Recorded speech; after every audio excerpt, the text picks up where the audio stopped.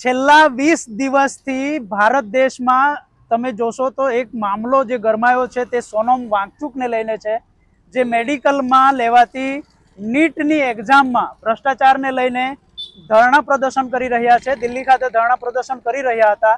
ગઈકાલે સવારે એમને અચાનક દિલ્હી પોલીસ દ્વારા ઉઠાવી લેવામાં આવ્યા અને એ ઉઠાવી લેવાના કારણે દેશમાં જબરજસ્ત લોકોમાં આક્રોશ ફેલાયો છે અને એને લઈને સમગ્ર દેશમાં ઠેર ઠેર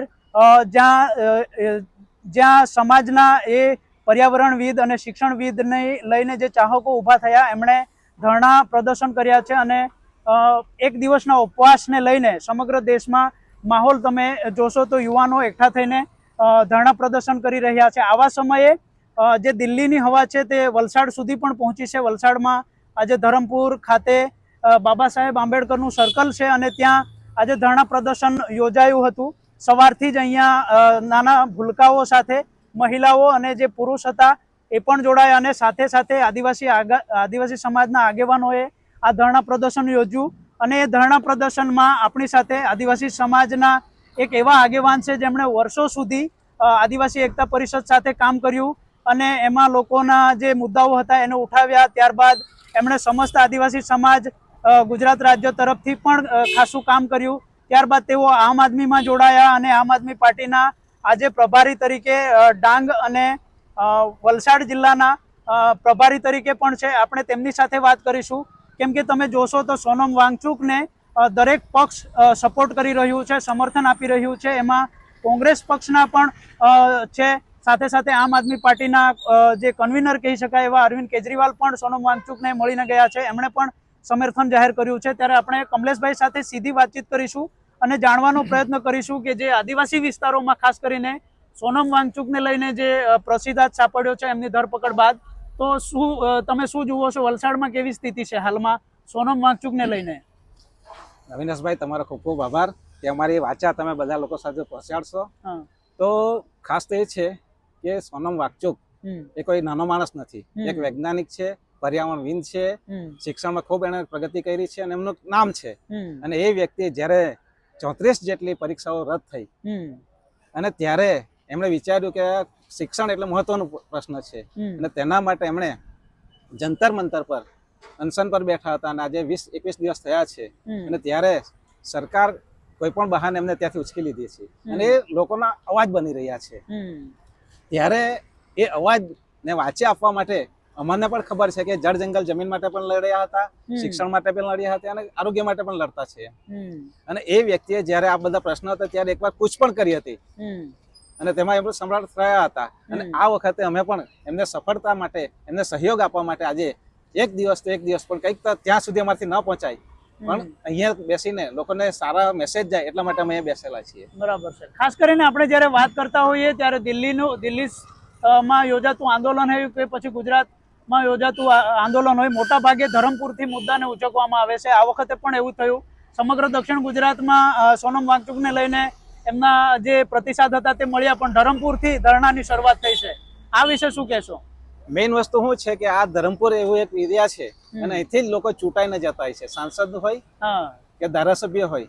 અને જ્યારે વલસાડનો સાંસદ ચૂંટાય છે ત્યારે ત્યાં સત્તા પર બેસે છે, દિલ્હીમાં સત્તા બેસે છે. એટલે અમે અહીંયા રાજકારણ શું છે તમે જાણીએ છીએ અને અમારા અહીંના જે પ્રશ્નો છે જળ જંગલ જમીનના, વિસ્થાપનના અને આદિવાસીના જે મોટે ભાગના પ્રશ્નો છે એ અમે થોડા લોકો ભણ્યા છે એટલે જાગૃત પણ થયા છે કે મોટે ભાગનો પ્રશ્ન છે જે કાચો માલ છે તો અહીંયા છે અને અહીંયાથી જે જમીનો બધી બચાવવાનું જે કામ કરી રહેલા છે એ અહીંયા જ છે. એટલા માટે ધરમપુર એવું એપી સેન્ટર બની ગયું છે કે કંઈ પણ થાય ત્યારે સહકાર આપવો જરૂરી છે. કેમ કે બધા જ પ્રશ્નો અલગ અલગ હોય છે. ધરમપુરના પ્રશ્ન હોય તો જંગલ જમીનના પ્રશ્ન હોય, તાપીનો હોય તો ડેમના પ્રશ્ન હોય, આહવા ડાંગના પ્રશ્ન હોય તો અભયારના પ્રશ્ન હોય, થોડા રસ્તા કરવાના પ્રશ્ન હોય. ત્યારે લોકો અલગ અલગ લડતા હોય છે. પણ અત્યારે એવું બની રહ્યું છે કે આખા દેશના લોકો આજે જંતર મંતર પર જે નીટની પરીક્ષાનું એ થયું છે એનાથી લોકો ભેગા થયા છે અને લોકો એમને સહકાર આપી છે. કોઈ પણ પાર્ટી હશે પણ એમને સહકાર આપી. સાચી વાત હશે તો પાર્ટી કઈ આવતું નથી. સાચું હશે ત્યાં અમે બધા લોકો ભેગા થઈને એમને સહકાર આપવા માટે તૈયાર છીએ. બરાબર છે. ખાસ કરીને કાલની જે ઘટના થઈ સોનમ વાંગચુક સાથે, એને તમે કેવી રીતે જુઓ છો? કેમ કે ઘણા લોકોનું કહેવું છે કે લોકશાહીની હત્યા છે, આ જે આપણા મૂળભૂત અધિકારો છે તેનું હનન થયું છે, તમે એ ઘટનાને કેવી રીતે જુઓ છો? હું એ ઘટનાને એવી રીતના જોઉં છું, કોઈ પણ આગેવાન હોય ત્યારે એને કોઈ પણ સંજોગમાં તોડવાની કોશિશ કરે છે. નહીં તૂટે, અનશન પર બેસે કે કંઈ પણ કરે ત્યારે એમને કેસો કરીને કોઈ પણ હિસ્સે દબાણ કરીને પણ એને હટાવવાની કોશિશ કરે છે કે જન આંદોલન ઊભું ના થાય. કારણ કે આ લોકોનો જે મેસેજ છે તે લોકોને વિકાસ કરવાનો છે, પણ વિકાસ એવો કરવો જોઈએ કે આ શિક્ષણ એટલે જરૂરી છે વિકાસ, કેમ કે લોકોને દેશને આગળ લઈ જવું હોય તો શિક્ષણની જરૂરિયાત છે. ભણશે તો લોકો આગળ વધશે. તો એ લોકો નહીં સાંભળે, અમારી વાતો નહીં સાંભળે, અમારી વાત કહેલું નહીં કરે તો એ લોકોના રીતે દબાણ કરીને હેરાન પરેશાન કરે છે. તો આમાં પણ આવું જ થયું છે કે જ્યારે બેઠા ત્યારે કોઈ જ્યારે પણ રજૂઆત કરવાની સાંભળતા નથી, અને જ્યારે આંદોલન ઊભું થાય છે ત્યારે એ લોકોને નીચે રેલો આવે છે ત્યારે કોઈ પણ સંજોગોમાં આવું પછી એ લોકો કોઈ પણ બહાને એમને ઉચકી લે છે. બરાબર છે. શું કહેશો ધરમપુરની જનતાને? ધરમપુરની જનતાને જ કહેવા માંગુ છું કે તમારા માટે કોઈક લડતું છે. આપણા બધા ઘણા બધા પ્રશ્નો છે એવા, તો તમારા માટે કોઈક લડતું છે. તો તમારી આર્થિક સ્થિતિ સારી નથી, પણ તમે ફક્ત સમય આપો, જાગૃત બને, લોકોને પણ મેસેજ આપો સારા કે આ વસ્તુ સાચી છે અને ખોટું છે. લોકો છે જ, પણ લોકો લાઈટમાં નથી આવવા માંગતા. બરાબર છે. એનું કારણ શું હોઈ શકે, તમને શું લાગે? કારણ એ જ છે કે એ લોકોને પેલા લોકો જે છે એ દબાણ કરે છે. જો મારા ઘરે કોઈ નોકરી કરતું હશે તો કમલેશભાઈ આગળ નીકળ્યા છે તો એના ઘરનાને દબાણ કરશે કે બદલી કરાવી નાખશું, ને તો હેરાન કરશે. કોઈ બીજા એવા હશે તો વીક પોઈન્ટ હશે તે લાવીને એ લોકો હેરાન પરેશાન કરે છે. પણ અમે લોકો એવા છીએ કે અમે લોકો માટે કામ કરી રહ્યા છીએ, નહીં કે પોતાના માટે કામ કરી રહ્યા છે. એટલે સાચું હશે તો અમે આખું દિલ ખોલીને એમની સાથે રહીશું. તમે સોનમ વાંગચુકના સમર્થનમાં છો?